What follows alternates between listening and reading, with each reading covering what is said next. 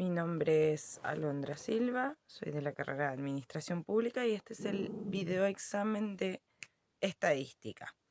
La pregunta número 1 dice, explique con sus propias palabras cuáles son las características de las variables nominales de razón e intervalos. De un ejemplo por cada tipo de variable.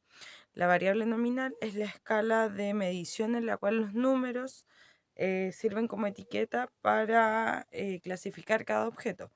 Por ejemplo, en salud se utiliza la escala de EVA para medir el dolor, en donde 1 es leve, avanzada en 2 o 3 a medida que va aumentando el dolor, 4 hasta llegar a 10, que es la máxima intensidad de dolor. Y podríamos decir que esa es una variable nominal.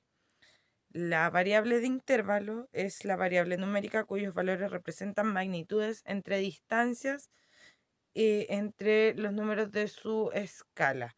Por ejemplo, la temperatura.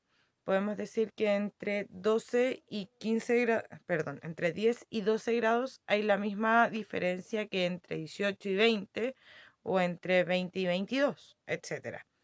También está la variable de razón, que posee las mismas características que la de intervalos, pero con un cero que le da un valor absoluto y le permite realizar operaciones de aritmética y lógica. Puede servir para medir, por ejemplo, también lo que son estaturas, peso, etc.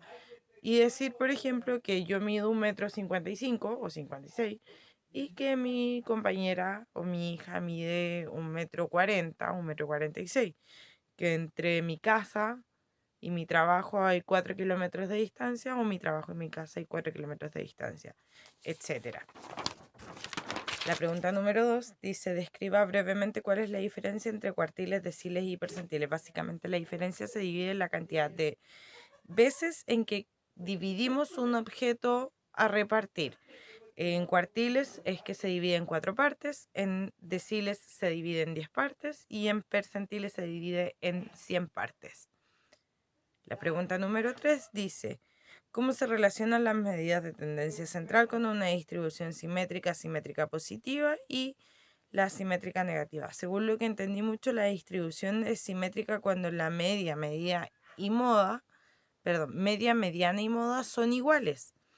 Y se le dice que esa simétrica es positiva cuando la mayoría de los datos se encuentran por encima del valor de la media aritmética.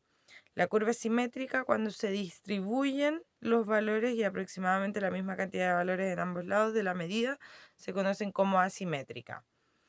Negativa, cuando los valores se aglomeran en menor cantidad y la medida podemos definirla como negativa. Y eso ha sido todo. Muchas gracias.